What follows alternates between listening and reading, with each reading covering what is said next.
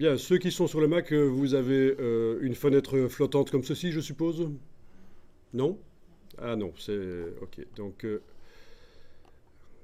moi, je vais dans le menu fenêtre, cadre de l'application pour euh, revenir donc dans la configuration dans laquelle vous êtes.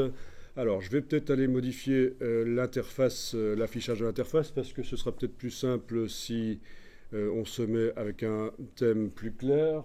Oui, ça devrait être bien là pour la projection. Et donc, rassurez-vous, je vais zoomer. Et donc, quand je zoome, c'est quand même plus précis. Il n'y a pas de problème.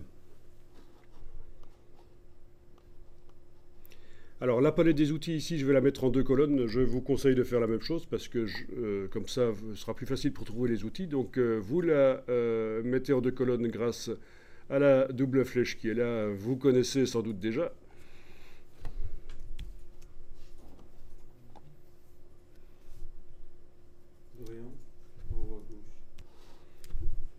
Bien. Alors, on va faire un petit test. Bon,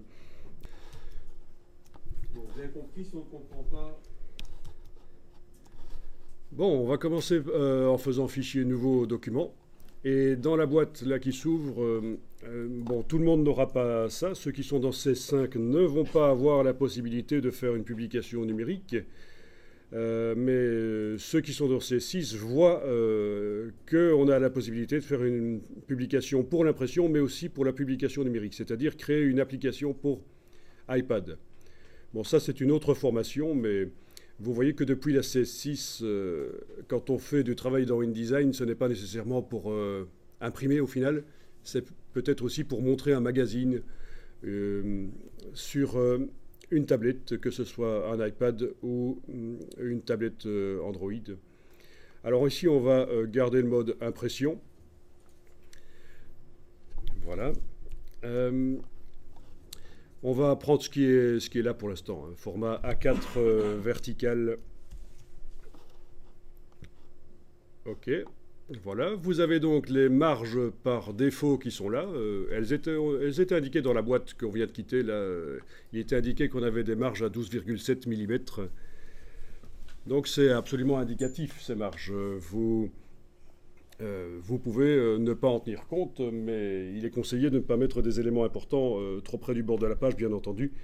C'est pour ça qu'elles sont là. 12,7 mm, est-ce que quelqu'un sait pourquoi cette mesure bizarre de 12,7 mm de marge par défaut dans InDesign? Pourquoi pas 10, pourquoi pas 15? C'est un demi-pouce anglais en fait. Un pouce anglais, là, vous savez qu'il n'y a pas que la mesure métrique dans le monde. Il y a toute une partie du monde qui calcule en mesure anglaise, miles, foot, etc. Eh bien, il y a le pouce anglais qui fait 25,4 mm et les marges ici font un demi-pouce. Voilà pourquoi on a des marges bizarres de 12,7 mm d'origine dans InDesign. Alors, InDesign, est-ce que c'est un logiciel où on va mettre des images dans ce document, par exemple, ce document qui est destiné à l'impression? Est-ce qu'on va mettre des images CMJN ou des images RVB? Est-ce que vous connaissez déjà la différence CMJN-RVB? Vous voyez? Pour vous deux, non. Donc quand on crée des images, il y a deux grands types d'images numériques. Les images en trois couches de lumière, typiquement pour un affichage sur écran, et les images en quatre couches d'encre, cyan, magenta, jaune, noir, typiquement pour l'impression. Ici, c'est un document pour l'impression. Si je veux mettre des images dedans, ça va être des images de quel type? CMJN. Bien. Sauf que non. Ça, c'était vrai il y a 15 ans.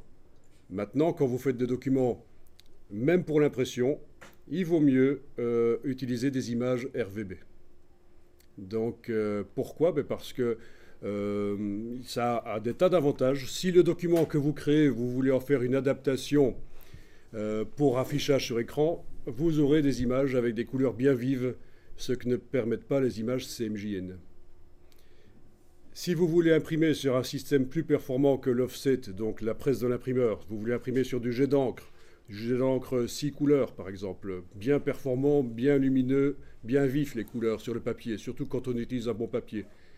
vous aurez un document avec des images RVB qui va contenir des images avec des couleurs bien vives, plus vives que des images CMJN.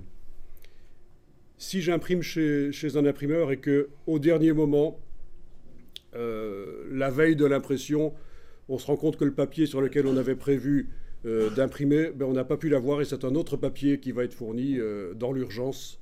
Un papier qui n'a pas les mêmes performances couleurs, puisque vous savez que chez l'imprimeur, le papier influence beaucoup le rendu des couleurs. On change un peu le papier, ça change le rendu des couleurs.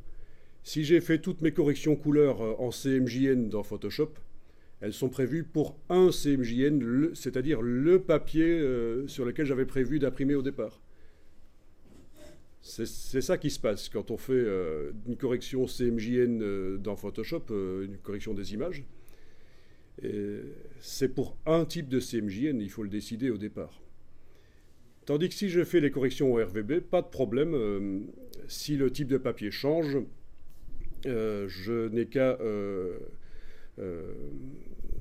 en fait, on transforme en CMJN à un certain moment les images RVB qu'on met dans InDesign. On les transforme quand on exporte le PDF qu'on va donner à l'imprimeur. C'est là que la conversion RVB vers CMJN va se faire. Et donc, si le papier a changé au dernier moment chez l'imprimeur, je vais, au moment de la conversion, au moment de l'export du PDF, indiquer que j'utilise un autre type de papier. Et donc, les images, au final, seront nickel. Le changement de type de papier n'aura aucune influence. Voilà, donc ça fait 10-15 ans qu'on préconise vraiment d'utiliser, même pour l'impression, d'utiliser des images RVB. Ça a encore d'autres avantages, les images RVB. C'est 25% plus léger que les images CMJN. Mais ça, à notre époque, c'est pas très important parce que les disques durs, c'est gros, les ordinateurs, c'est rapide. Mais aussi, ça va permettre d'utiliser des filtres Photoshop. Il y a plein de filtres Photoshop qui ne fonctionnent pas sur les images CMJN et qui fonctionnent sur les images RVB.